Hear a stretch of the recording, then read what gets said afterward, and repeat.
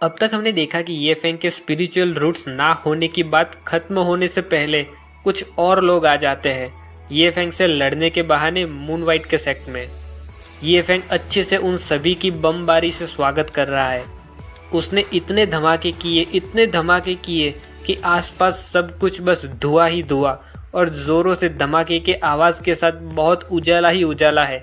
और जिन लोगों की ओर किया जा रहा है उन तीनों डिसाइपल के तो होश के साथ साथ उनका पूरा शरीर उड़े जा रहा है। जमीन पर आते ही चिल्लाकर एक डिसाइपल कहता है, मास्टर चलो चले जाते हैं यहाँ से, इस बदमाश को संभाल पाना हमारे लिए बहुत मुश्किल है। दूसरा सर पकड़कर कहता है, मैं और ज़्यादा सहन नहीं कर सकता इसे, हम और ज़्यादा विस्फोट नहीं ले पाएंगे इन हेवनली थंडर तलिस्मैन के।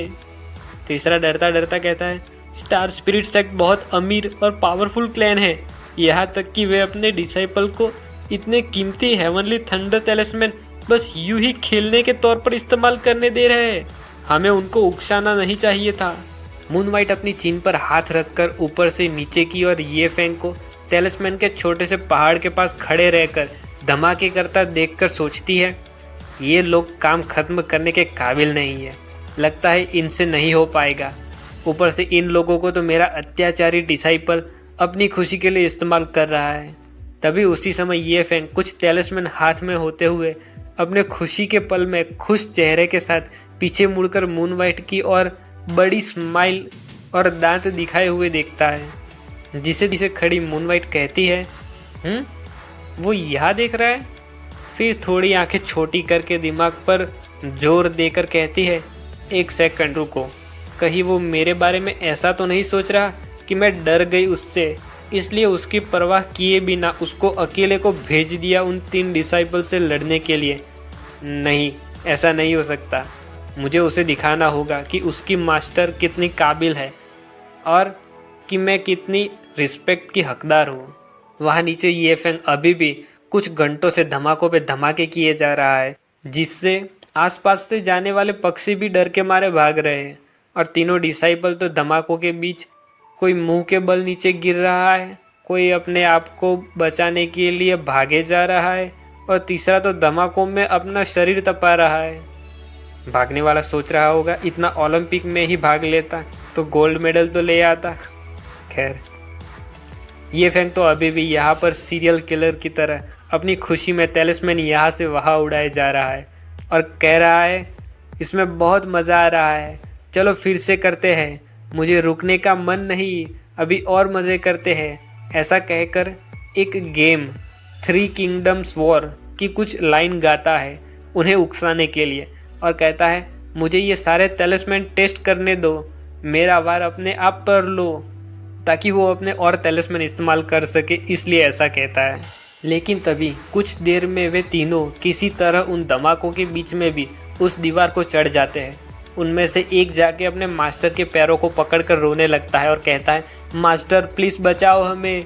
लेकिन इतने घंटे बीतने के बाद भी मास्टर अभी भी सदमे में ही है। वो अपने ब्लैंक चेहरे के साथ सोचते हैं, स्टार स्पिरिट सेक्ट के पीछे कोई बहुत बड़ा और पावरफुल है, तभी मैं सोचूं कि सेक्ट ज्वाइन करने के रूल्स इतने ज़्यादा ऊंचे क्यों हैं। लगता है मैंने यहाँ आकर अपनी कब्र खुद ही खोद दी है। फिर वो मास्टर उल्टा घूमकर जाने लगता है, रोते हुए डिसाइपल को घसीटते हुए, और जाते जाते उल्टे ही हाथ और फिस्ट जोड़कर कहते जाते हैं कि सेक्ट लीडर लुओ, ऐसा लगता है कि हम थोड़े आतुर हो गए और आपको तकलीफ़ दे दी। माफ़ी के तौर पर मैं आपको कुछ बहुत कीमती कभी और दिन दूंगा, जब हम वापस मिलेंगे, तो फिर अभी के लिए बाय। ऐसा कहकर वो मास्टर जल्दी से जल्दी वहाँ से निकल जाने की फिराक में बहुत ज़ोर से जहाँ खड़े थे वहाँ ब्लास्ट करते हैं और एक लंबा जंप लगाकर भागने की कोशिश करते हैं, जिसमें पैरों पर पड़ा डिसाइपल भी नीचे गिर जाता है और बाकी के 2 डिसाइपल मास्टर के साथ साथ भागते हैं।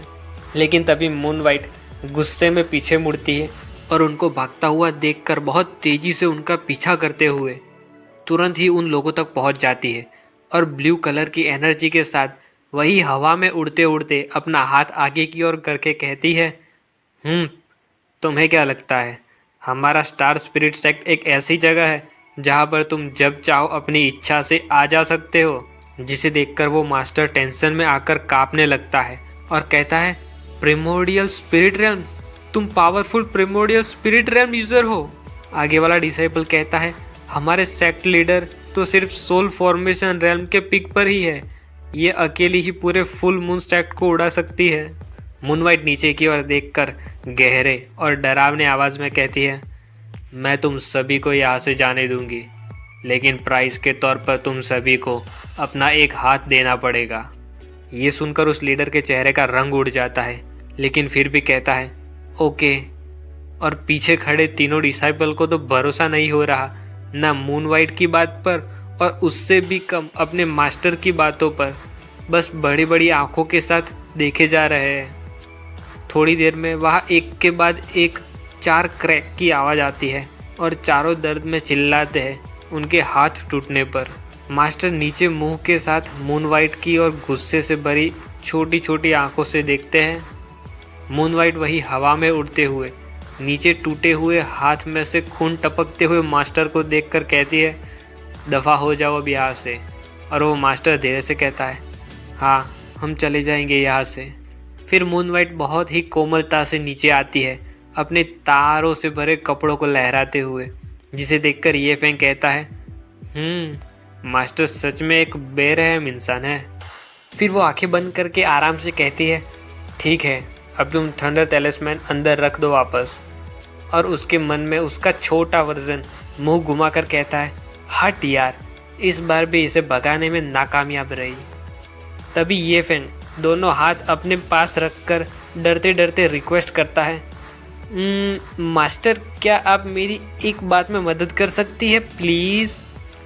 तो मूनवाइट अपने मन में मिनी वर्जन को एक हाथ से धक्का लगाकर नीचे करके अपना वो ख्याल अभी एक तरफ रख के पूछती है किस बात में। तब ये फेंग आंखें बंद करके एक लवली स्माइल देकर कई सारे हेवनली थंडर टैलिस्मैन निकालता है और कहता है मेरे पास अभी 9000 से भी ज़्यादा थंडर टैलिस्मैन बच गए हैं और मैं इन्हें ऐसे ही नहीं फेंक सकता। ये कहते कहते वो और 2 पहाड़ खड़े कर देता है हेवनली थंडर टैलिस्मैन के, जिससे आसपास सब कुछ बस गोल्डन ही गोल्डन दिखाई देता है। और धीरे धीरे से कहने की कोशिश करता है क्या आप सामने मूनवाइट अपने एक हाथ पर सर झुकाकर मन में सोचती है शांत हो जा लुओ क्यूएंशिवे, तेरी साइंटिस्ट वाली छवि बनाए रखनी है, लेकिन मेरा डिसाइपल इन पावरफुल टैलिस्मैन को बहुत हल्के में ले रहा है, तो फिर मैं क्यों इन सब चीज़ों के बारे में सोचूं? नहीं, मैं उसे ऐसे कुछ नहीं कह सकती।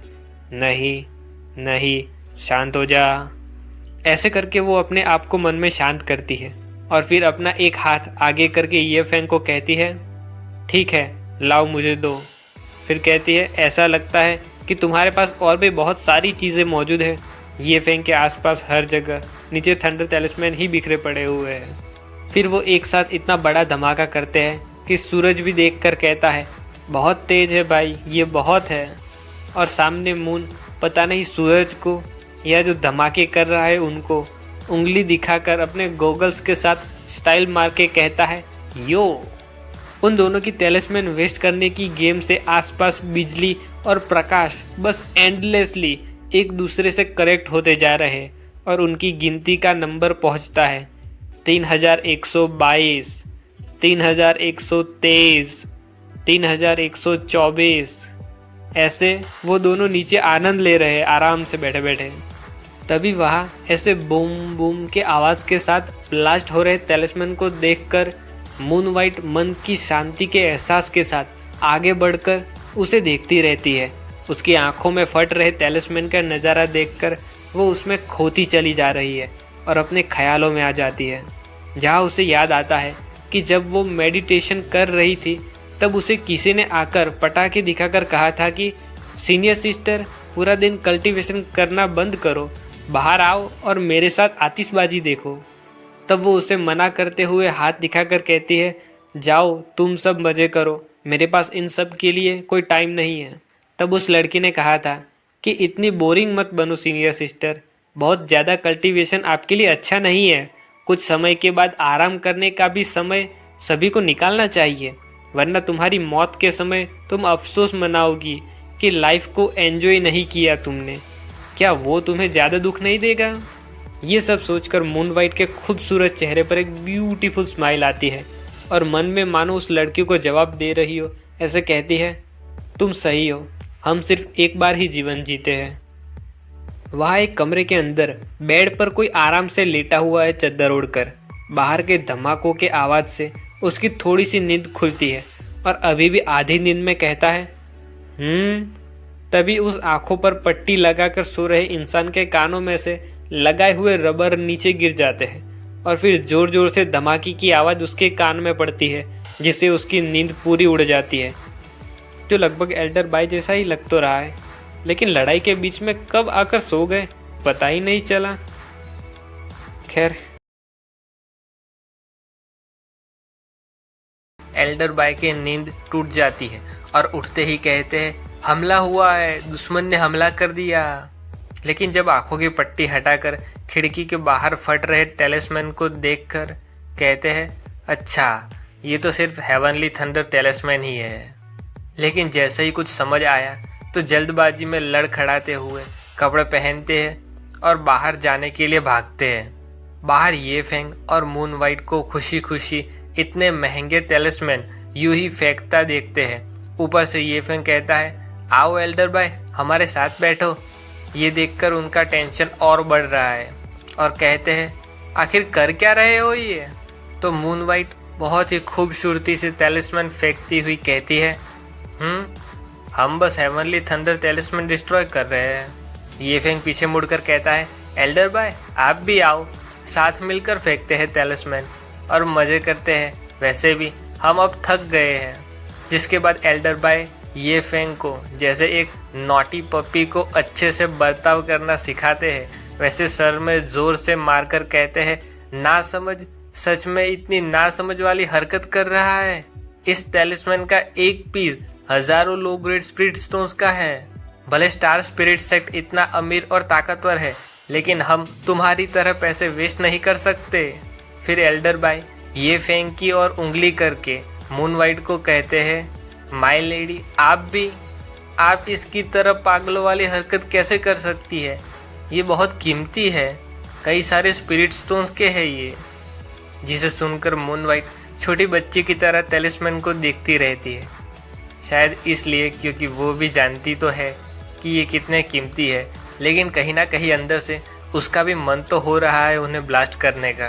तभी फिर से वही डोरेमोन वाला हाथ एक अंगूठी के साथ आगे बढ़ता है, लेकिन इस बार एल्डर बाय के सामने, जिसे देखकर एल्डर बाय को मन में सवाल उठता है।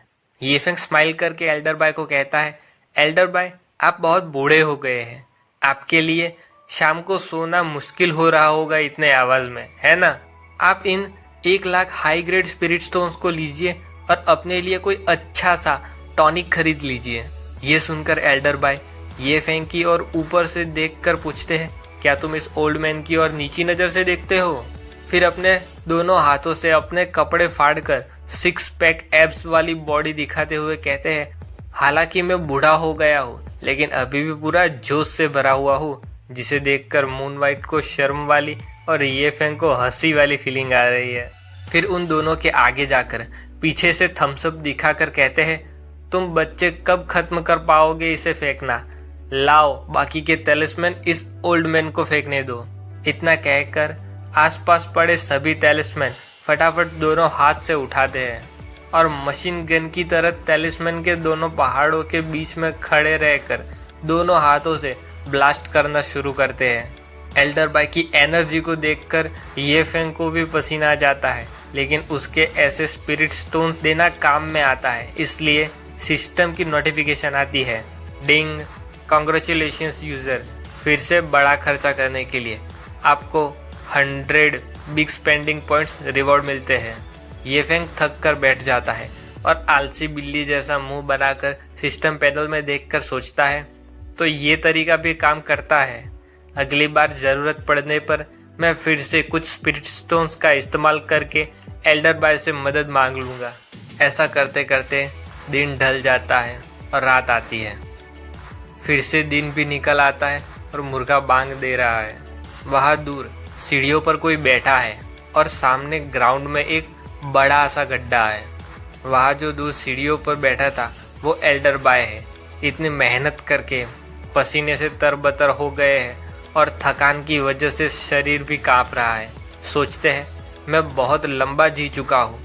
मैं भरोसा नहीं कर सकता कि कभी ऐसा दिन भी आएगा जब मैं फिजिकली और मेंटली थक जाऊँगा, वो भी सिर्फ कुछ टेलिस्मैन ब्लास्ट करके। फिर वो अपना सिकुड़ा हुआ बाइसेप्स ये फेंग की और प्राउडली दिखाकर कहते हैं, ये फेंग, आज के बाद तुम्हें कोई भी फिजिकल काम करवाना हो तो मुझे बुलाना, ओके? मैं अभी तक बूढ़ा नहीं हुआ, मुझ में अभी बहुत ताकत बाकी है। जिसे ये फेंग देखकर थोड़ा सा टेंशन में सर पकड़कर कहता है, ठीक है। मून वाइट क्यूट फेस के साथ चिंता करती है। हालांकि अभी सेक्ट में सिर्फ हम 3 ही मौजूद हैं, फिर भी मुझे ऐसा क्यों महसूस हो रहा है कि फ्यूचर में कुछ होने वाला है। फिर दोनों हाथ दिखाकर बॉडी दिखा रहे एल्डर बॉय को कहती है, एल्डर बॉय, आप स्टार स्पिरिट सेक्ट के 8 एल्डर्स में से एक है और आप सिर्फ 1 lakh high grade spirit stones में ही बिक गए। तो एल्डर बॉय जवाब देते हैं, ये मामला स्पिरिट स्टोन्स का नहीं है, बल्कि इस ओल्ड मैन की डिग्निटी का है, गरिमा का है। तभी अचानक ये फेंग के आगे नोटिफिकेशन आता है, कांग्रेचुलेशंस डियर यूजर, आपने आज की बिग स्पेंडिंग प्रोडक्ट्स पर सक्सेसफुली मनी वेस्ट किए। रिवॉर्ड के तौर पर आपको 1000 बिग स्पेंडिंग पॉइंट्स मिलेंगे। ये देखकर ये फेंग के मन में सवाल उठता है कि सच में इसने मुझे 1000 पॉइंट्स दिए? मैं अपना लेवल ची गैदरिंग रेल्म तक तो बढ़ा ही पाऊंगा अब। फिर वो अपने मन में 4 जार को जगल करते हुए सोचता है कि अभी मेरे पास 1410 बिग स्पेंडिंग पॉइंट्स है। अगर इसका मैं 9th लेवल ची गैदरिंग रेल्म तक पहुंचने में इस्तेमाल करूं, तो भी मेरे पास 510 पॉइंट्स बाकी रहेंगे, जिनसे मैं किसी भी प्रकार के 5 जार खरीद सकता हूँ सिस्टम में से। तभी उन जार में से एक जार उसके सर पर गिरकर टूट जाता है और उसके दिमाग की बत्ती जलती है। अरे हाँ, अभी हमारे सेक्ट में सिर्फ 3 लोग ही हैं। अगर मैं सिर्फ एल्डर बॉय के भरोसे बैठा रहा पॉइंट्स पाने के लिए, तो मैं बहुत धीरे धीरे कमा पाऊंगा। फिर वो कुछ सोचकर खुशी के मारे पूरा नंगा होकर अपने ख्यालों में उड़ने लगता है छोटे पर लगाकर, और कहता है, अगर मेरे पास जूनियर ब्रदर होते संभालने के लिए, तो मैं अपनी अभी की स्पीड से कई गुना अधिक स्पीड से पॉइंट्स कमा पाता। मेरी मास्टर को ये सेक्ट पहले से 100 गुना ज़्यादा बेहतर बनाने में मदद करने के लिए मुझे सेक्ट के सारे खर्चों का भार उठाना चाहिए, और इस रास्ते मुझे भविष्य में बिग स्पेंडिंग पॉइंट्स कमाने में कोई दिक्कत नहीं होगी। ये सोचकर खुशी के मारे रियल वर्ल्ड में दोनों हाथ फैलाकर आसमान की ओर देखकर ला ला ला ला करके गाने लगता है कि तभी नॉक नॉक की आवाज़ सुनाई देती है। बाहर कोई ब्लू कपड़ों में दरवाज़ा खटखटाए जा रहा है। फिर वो थोड़ा सा झिझकते हुए पसीने के साथ धीरे से दरवाज़ा खोलता है। दरवाज़ा खोल के वो लड़का कहता है, एक्सक्यूज़ मी, क्या आपका सेक्ट अभी भी डिसाइपल ले रहा है? लगता है ये फेंग के लिए जूनियर ब्रदर का आगमन हुआ है।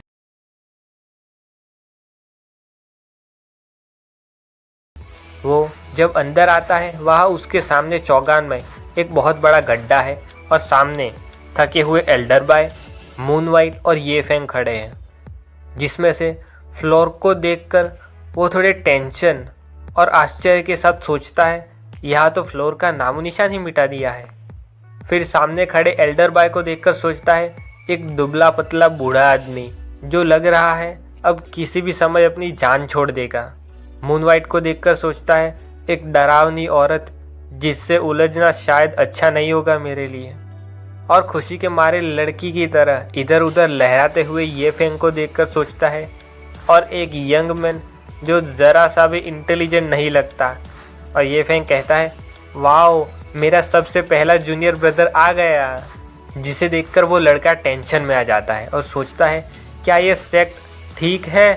क्या मुझे यहाँ से भाग जाना चाहिए इससे पहले कि बहुत देर हो जाए? ये फेंग एक बैले डांस की तरह नाचता हुआ कहता है, तुम बिल्कुल सही हो, हमारा सेक्ट अभी भी डिसाइपल ले रहा है। अगर तुम 10,000 लो ग्रेड स्पिरिट स्टोन्स की फीस दे दो तो तुम आसानी से हमारे सेक्ट को ज्वाइन कर सकते हो, और अगर तुम और 1 lakh high grade spirit stones दे पाओ तो सेक्ट लीडर के डायरेक्ट डिसाइपल भी बन सकते हो। ये कहते कहते वो हार्ट वाला पोज देता है और फिर फाइनली ग्रैंड पोज देकर कहता है, और मेरे बारे में बताओ तो मैं ये फेंग हूँ इस सेक्ट का सबसे पहला डिसाइपल और सेक्ट लीडर का डायरेक्ट डिसाइपल भी। और फिर उसकी ओर चुपके से नीचे देखकर मन में कहता है, जल्दी करो और कहो कि तुम्हारे पास कोई पैसे मौजूद नहीं है, मैं तुम्हारा सारा खर्चा दे दूंगा। उसके ऐसा सोचते ही सिस्टम पैनल खुलता है और कहता है, डिंग, क्विक रिमेंबर, इस प्रकार का खर्चा बिग स्पेंडिंग के साथ मेल नहीं खाता जब तक यूज़र कोई उचित एक्सप्लेनेशन नहीं दे देता। तो ये फेंग जवाब देता है, जैसे ही मैंने उसे पहली बार देखा तो याद आया कि ये मेरा सालों पहले खो गया मेरा हाफ ब्रदर है, जो आज मेरा जूनियर ब्रदर बनने आया है, जिस पर थोड़े से पैसे खर्च करने में मुझे कोई दिक्कत नहीं है। जिस एक्सप्लेनेशन को सुनकर तो सिस्टम भी सोच में पड़ जाती है। फिर कहती है, डिंग, यूज़र की एक्सप्लेनेशन वैलिड लगती तो है, प्लीज़ सही अमाउंट के स्पिरिट स्टोन्स खर्च करे उस पर। ये देखकर ये फेंग कहता है, ये काम कर गया। लेकिन इन सब से अनजान वो लड़का बस सिर खुजाते हुए मुंह बनाकर ये फेंग की ओर देखता रहता है। अगले ही पल भागने के लिए उल्टा मुड़कर सोचता है, मैं यहाँ आने के लिए पहाड़ चढ़ रहा था। उससे पहले मैंने लोगों को कहते हुए सुना था कि इस सेक्ट को ज्वाइन करने की कंडीशन थोड़ी सी अजीब है। वे तुम्हारा कल्टीवेशन, एज या योग्यता नहीं देखेंगे, बल्कि तुम्हारे पास कितनी पैसे है ये देखेंगे। पहले मुझे डाउट था, लेकिन ये सच है। 1 lakh high grade spirit stones के साथ तुम सीधा सेक्ट लीडर से ही सब सीख सकते हो। फिर जैसे ही वो भागने के लिए आगे बढ़ता है, वहाँ पीछे से किसी का हाथ बहुत तेजी से उसके कंधे पर आता है, जिसे वो देख लेता है। अगले ही पल ये फेंग का दूसरा हाथ उसके गले को इतना कसकर पकड़ता है कि उसकी सांस भी अटक जाती है। और ये फेंग बिल्कुल किसी पागल सीरियल किलर की तरह लाल आंखों के साथ कहता है, हाँ, इतनी जल्दी मत चले जाओ, एक बार फिर से इसके बारे में सोचकर तो देखो। तब वो सामने दबी हुई आवाज़ में जवाब देता है, मैं नहीं कर सकता, मैं अभी जल्दी में हूँ इसलिए। लेकिन तभी उसके दिमाग में साउंड ट्रांसमिशन से कोई अंकल उसे कहते हैं, वू फेंग, मेरा सजेशन है कि तुम इसी सेक्ट में रह जाओ, बस उन्हें 10,000 स्टोन्स दे दो और उनके सेक्ट के ऑफिशियल डिसाइपल बन जाओ। मेरा काम खत्म होने के बाद मैं तुम्हें ढूंढता हुआ आऊँगा, तब तक तुम इस सेक्ट में रहो ताकि मैं निश्चित रह सकूं तुम्हारे बारे में। फिर वो मान जाता है तो ये फेंग जैसे एक प्यारे पपी की तरह पास बैठा बैठा पूंछ हिलाता है और वू फेंग लंबी नाक के साथ कहता है, मुझे कई सारे लोगों ने उनके लिए कॉन्कॉर्ड पिल बनाने के लिए कहा, लेकिन मैं नहीं माना। लेकिन अब जब कि मैं इस सेक्ट का मेंबर बन गया हूँ और बाय चांस अपने सीनियर ब्रदर से मिल गया, फिर वो मन में कहता है, सीनियर ब्रदर पक्का मुझे उनके लिए पिल बनाने को कहेंगे। उस समय मैं उनके रिएक्शन को देखकर बहुत आनंद लूँगा। अरे हाँ, अगर मैं सीनियर ब्रदर को बता दूँ कि मैं एक एक्सपर्ट हूँ जो स्पिरिट फ्यूजन रेल्म के 9th लेवल तक, उसके पीक तक पहुँच गया हूँ, तो मुझे डर है कि मैं शायद उन्हें आश्चर्य से ही मार डालूँगा। लेकिन तभी ये फेंग अपनी चीन पर हाथ रखकर बहुत ही डल एक्सप्रेशन के साथ कहता है, ओह। ये सुनकर वू फेंग चौंक जाता है और कहता है, ये तुम्हारे रिएक्शन के साथ क्या हुआ? मैं एक 3rd रैंक अल्केमिस्ट हूँ भाई, तुम इतना अनइंटरेस्टेड क्यों लग रहे हो? और सोचता है, क्या उसे बहुत सरप्राइज नहीं होना चाहिए था और बिना रुके मेरी तारीफ नहीं करनी चाहिए थी? तो फिर इतने डल एक्सप्रेशन का क्या मतलब है? लेकिन उसकी बातों में ध्यान दिए बिना ये फेंग सामने उसे पूछता है, अरे हाँ, वैसे जूनियर ब्रदर, क्या तुम जानते हो कौन सी 3rd ग्रेड स्पिरिचुअल हर्ब सबसे ज़्यादा वैल्यूएबल है? अचानक ऐसी बात सुनकर वू फेंग सर खुजलाता कहता है, क्या? फिर वो अपने होश में आकर अपनी उंगली पर गिनाते हुए कहता है, मुझे सोचने दो। एक तो फैंटम बैम्बू ग्रास, फिर snow spirit flower, purple thunder fruit, fantasy mushroom. ये कुछ हर्ब है जो बहुत भाग्य से मिलती है कहीं पर, और ये एक 9th रैंक पिल अल्केमिस्ट के लिए भी बहुत वैल्यूएबल है। पीछे ये फेंग सुनते सुनते सिस्टम में दोनों हाथों से कुछ आगे पीछे कर रहा है, फिर कुछ ढूंढकर जुबान निकाल कर कहता है, मिल गया मुझे। और सिस्टम को कहता है, सिस्टम, इन चीज़ों पर ध्यान दो, Phantom bamboo grass, snow spirit flower और पर्पल थंडर फ्रूट। इन सभी के 4-4 जार खोलो स्टोर में से। इतना कहते ही उन चीज़ों वाले पेपर्स गोल्डन लाइट के साथ आते हैं और ये फेंग फिर से एक ग्रैंड पोज देता है। वहाँ बाहर वू फेंग सोचता है, दादाजी ने मुझे यहाँ रहने का ऑर्डर दिया है, इसके पीछे ज़रूर कोई रीज़न होगा। और दोनों हाथ उठाकर कहता है, ये रहे 10,000 low grade spirit stones sect leader, अगर आप चाहे तो चेक कर सकते हैं। ये सुनकर मून वाइट का गला अटक जाता है, उसका सर काला पड़ जाता है और वो पूरी कांप रही है। पास में हवा से पत्ता सरसराता हो उसके आगे से निकल जाता है। उसके मन में कई सारे एक के बाद एक सवाल आते हैं। हाँ, क्या तुम अभी अभी यहाँ से भागने की कोशिश नहीं कर रहे थे? क्या वो सब एक नाटक था? क्या ये एक और पागल है जो पैसा पानी की तरह इस्तेमाल करता है? क्या बाहर की दुनिया बहुत बदल गई है? जब मैं घर के अंदर रहकर कल्टीवेशन किया करती थी तब मैं और डिसाइपल एक्सेप्ट नहीं करना चाहती। क्या इस तरह से पैसे खर्च करना ट्रेंड बन गया है आजकल? फिर वो अपने होश में आकर एक पैर जोर से ज़मीन पर पटक कर कहती है, मैं तुम्हें पहले ही बता दूं कि अगर तुम 10,000 लो ग्रेड स्पिरिट स्टोन्स दे भी दोगे फिर भी तुम्हें सेक्ट की ओर से कोई भी बेनिफिट्स नहीं मिलेंगे। हम न तो तुम्हें कोई कल्टीवेशन के साधन देंगे, न टेक्निक देंगे और न ही कोई मार्शल आर्ट्स। और हाँ, सबसे इम्पोर्टेंट, मैं तुम्हारे कल्टीवेशन के पीछे ध्यान नहीं दूंगी। क्या सच में तुम सेक्ट को ज्वाइन करना चाहते हो? और सोचती है इस बार मैं पीछे नहीं हटने वाली, कम से कम एक को तो मैं वापस भेज ही दूंगी। लेकिन वू फेंग खड़ा होकर कहता है, आप चिंता मत कीजिए सेक्ट लीडर, इस डिसाइपल को आपसे कुछ नहीं चाहिए। मैं असल में एक अल्केमिस्ट हूँ और मेरे दादाजी ने मेरी ज़रूरत की सारी चीज़ें मुझे ऑलरेडी ला दी है। अभी मुझे आपसे कुछ नहीं चाहिए। ये सुनकर बेचारी मून वाइट के मुंह में से फिर खून की पिचकारी निकलती है। वो खुद अपने आप का सर सहलाकर खुद को संभालने की कोशिश करती है। तभी एल्डर बॉय आके कहते हैं, कॉन्ग्रेचुलेशंस माय लेडी, आपने अपने इस सेक्ट में एक और ग्रेट डिसाइपल पाया।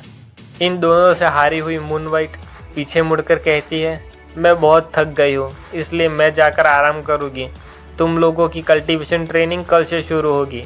इनर और आउटर डिसाइपल दोनों कोर्टयार्ड एरिया में रहेंगे।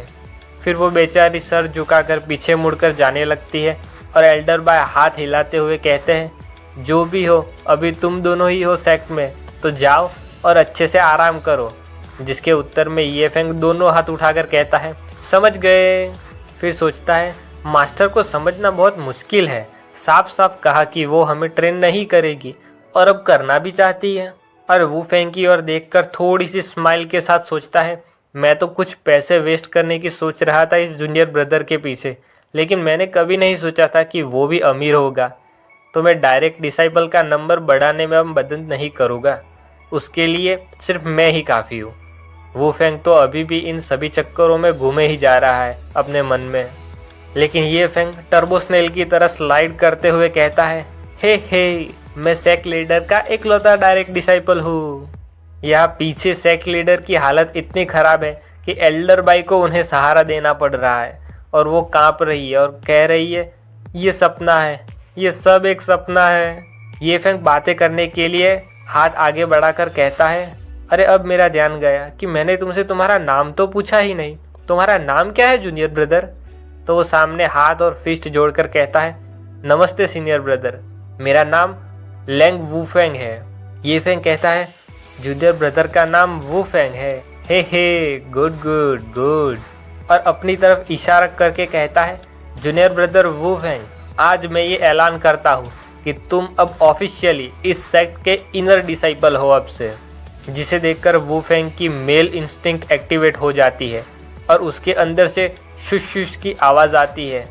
उसे कुछ ठीक नहीं लगता। वो सोचता है, क्या मैं दादाजी के ऑर्डर को फॉलो करके कहीं कोई गलती तो नहीं कर रहा ना, क्योंकि मेरे सामने मौजूद सीनियर ब्रदर का कोई स्क्रू ढीला लगता है। ऐसा लगता है पूरे सेक्ट में यही है जिस पर जरा सा भी भरोसा नहीं किया जा सकता।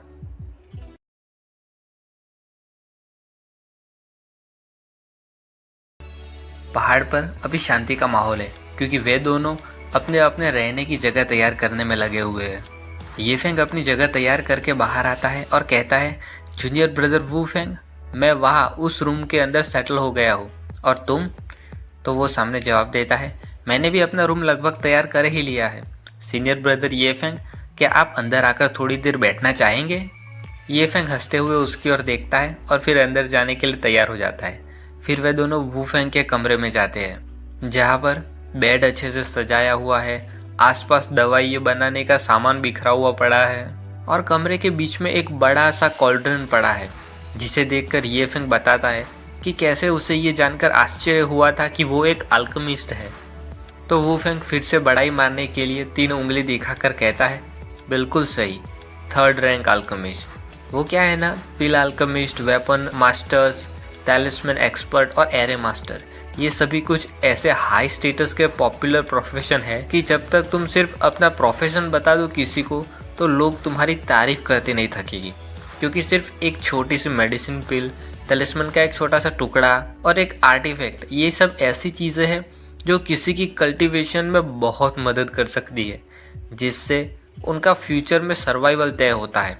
शायद इसीलिए वू फेंग को झटका लगा था जब ये फेंग ने बहुत ही डल एक्सप्रेशन दिया था। ये फेंग तब याद करता है जब उसने सिस्टम में से वू फेंग से पूछकर मेडिसिनल हर्ब के जार खोले थे, जिसमें बताया था डिंग, यूज़र ने 1200 बिग स्पेंडिंग पॉइंट्स का इस्तेमाल किया है मेडिसिनल हर्ब के जार खोलने के लिए।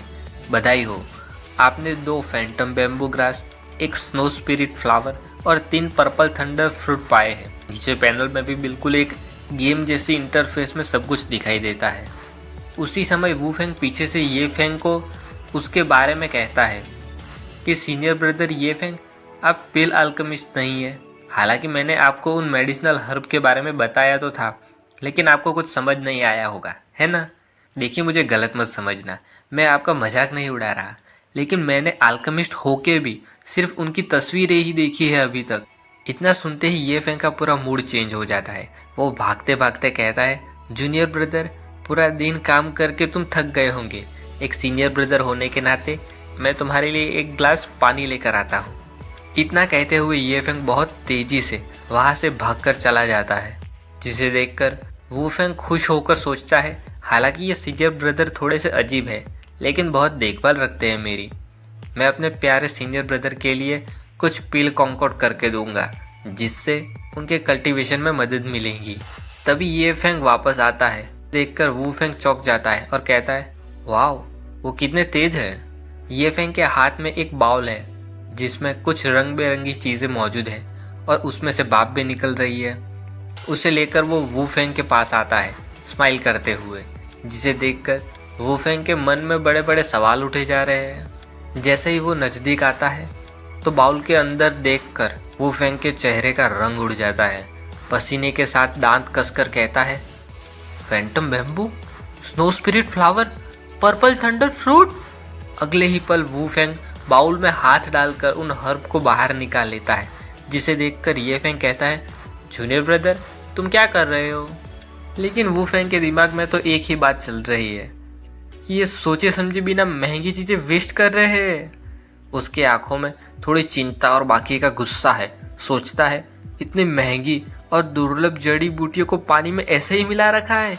कभी सोचा भी नहीं था कि मैं इतनी दुर्लभ जड़ी बूटियों को देख पाऊंगा जो पूरे कॉन्टिनेंट में भाग्य से मिलती है। फिर वो पीछे मुड़कर ये फेंग से कहने जाता है, सीनियर ब्रदर ये फेंग, ये हर्ब तो। लेकिन तभी उसके हाथ में से वो हर्ब गायब हो जाती है। जब हाथ की ओर उसका ध्यान जाता है तो सर खुजलाकर सोचता है, हैं, ये सारी हर्ब कहाँ गई? सामने देखने पर पता चलता है कि ये फेंग उन हर्ब को मसल कर नीचे फेंक रहा है और कह रहा है, मैंने सुना है हालांकि मेडिसिनल पिल जितनी कारगर नहीं होती हर्ब पानी में डालने से, फिर भी ये हर्ब हम जैसे कल्टीवेटर के लिए अच्छी होती है। ऐसे भी ये सभी मेरी ही गलती है। मैंने सोचा था कि ये कुछ स्पिरिचुअल हर्ब तुम्हारे लिए काफ़ी होगी। ऐसा लगता है कि जूनियर ब्रदर को मेरा गिफ्ट पसंद नहीं आया, क्योंकि यह हर्ब शायद कचरा थी। ऐसा कहकर वो उन हर्ब को पैरों से मसल देता है। ये देखकर वू फेंग उन हर्ब को बचाने के लिए चिल्लाता हुआ टेंशन में काले पड़े हुए मुंह के साथ जंप लगाता है उसकी ओर और स्लाइड करता हुआ ये फेंग के पैरों तक पहुंच जाता है और कहता है, सीनियर ब्रदर ये फेंग, ये वही रेयर हर्ब है जिसके बारे में मैंने अभी बताया था। अब तो उसे भी थोड़ा सा डाउट होने लगता है और कहता है, ज़रा चेक करने देना ये असली तो है या नहीं। इतना कहकर थोड़े से बिगड़े हुए मुंह के साथ ज़मीन पर पड़ी हर्ब को चेक करने लगता है। जैसे ही ये कंफर्म होता है कि ये सभी असली थी तो उसके हाथ कांपने लगते हैं, नाक में से खून निकल आता है और आंखें फटी फटी रह जाती है इतनी महंगी हर्ब का ये हाल देखकर, और मुंह फाड़कर जोर से चिल्लाता है। उसके ऐसा करते ही ये फेंग को नोटिफिकेशन आती है, डिंग, बधाई हो, आपने फिर से सफलतापूर्वक बड़ा खर्चा किया। यूज़र को 1500 बिग स्पेंडिंग पॉइंट्स मिलते हैं।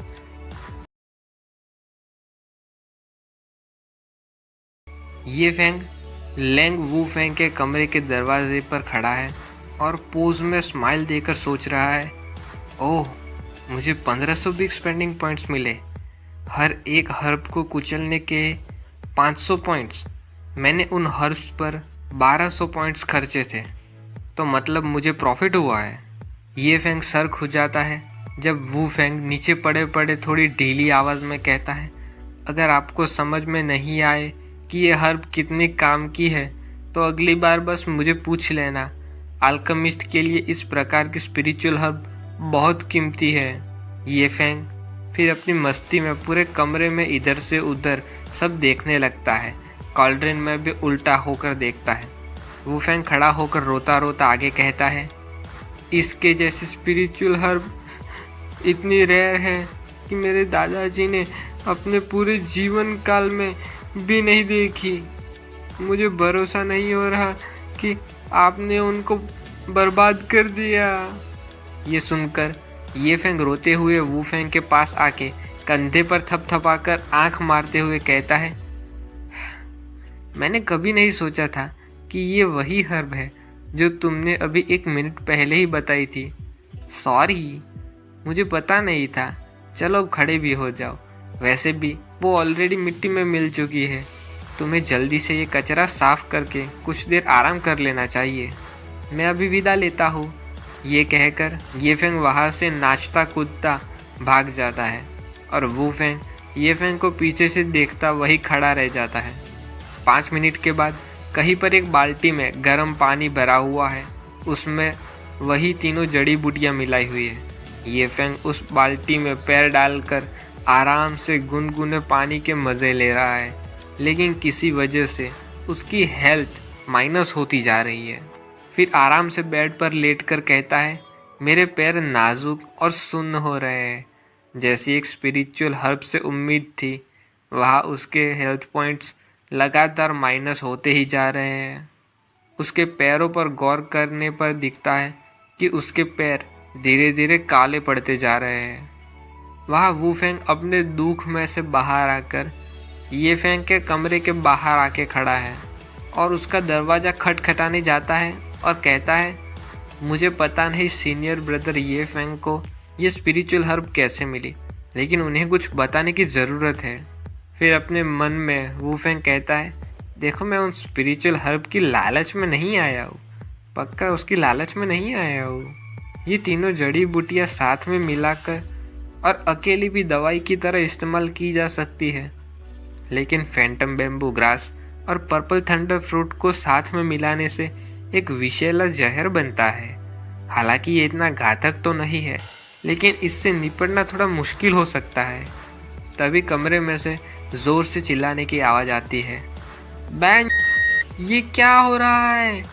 मेरे पैर इतने काले क्यों हो गए?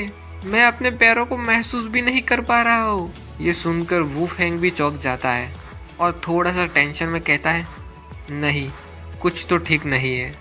फिर वो सुपर हीरो की तरह ज़ोर से एक लात मारकर ये फेंग के कमरे का दरवाज़ा खोल देता है।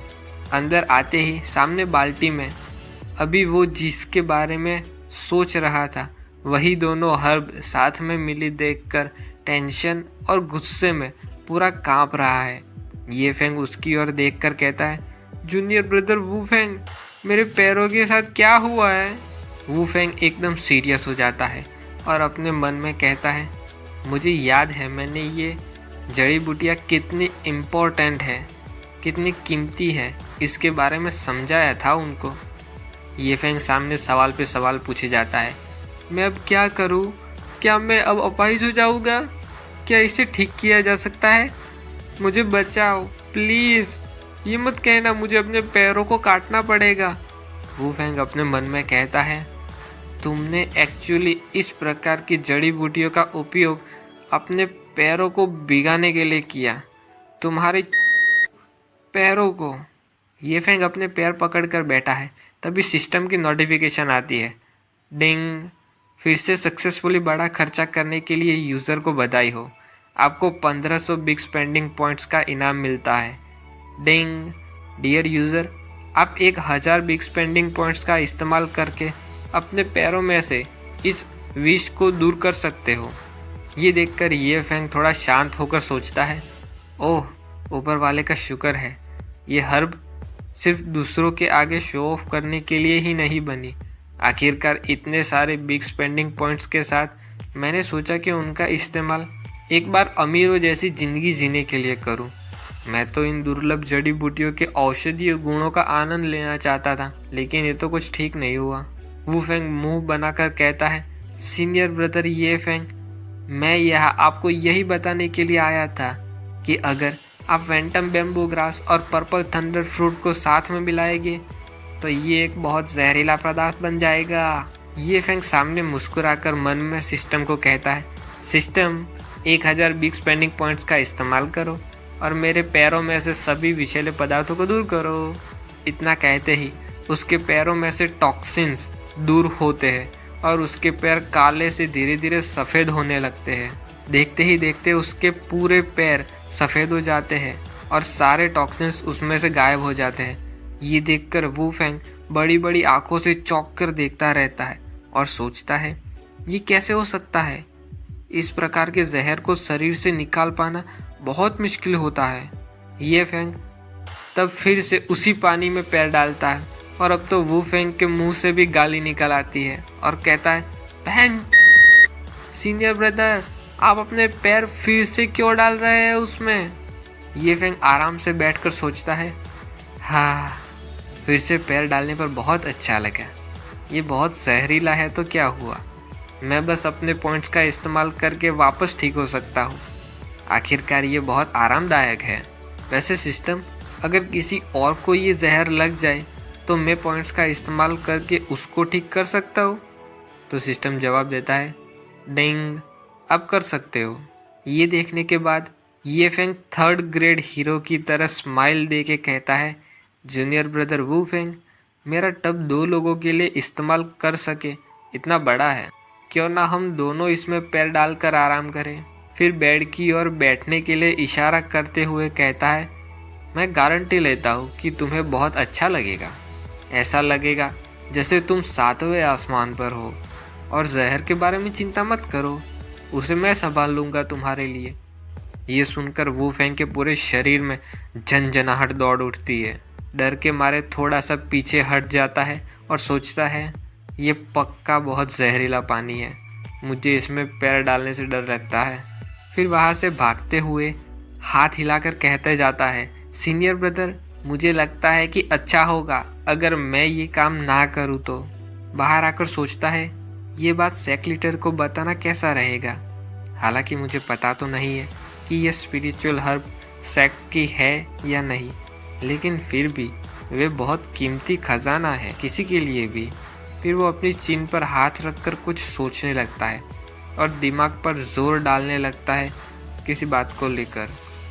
फिर परेशान होकर सर पकड़कर वहाँ से भाग जाता है और अपने आप को मन में कहता है, नहीं नहीं, भूल जाओ, मैं कोई लालची या चुगलीखोर नहीं हूँ, मैं नहीं करूँगा। यह ये फेंग बाल्टी में से पैर बाहर निकालकर सिस्टम को कहता है, सिस्टम, और 1000 पॉइंट्स का इस्तेमाल करो और सभी जहरीले पदार्थों को दूर कर दो। और 900 पॉइंट्स का इस्तेमाल करो मेरे कल्टीवेशन का लेवल ची गैदरिंग रेल्म के पीक तक अपग्रेड करने के लिए। ऐसा कहकर वो वापस से अपने पैर उसी बाल्टी में डालता है। वहाँ बाहर सेक्ट के मेन हॉल में एल्डर बाय स्माइल करते हुए मून वाइट की कुर्सी के पास खड़े हैं और मून वाइट अपनी कुर्सी पर अपने एक हाथ पर सर झुकाकर बैठी है और कहती है, एल्डर बाय, मुझे ज़रा बताना है ये फेंग आखिर है कौन। मून वाइट की सवाल से भरी हुई तिरछी नज़र के साथ ये चैप्टर ख़त्म होता है। बाय।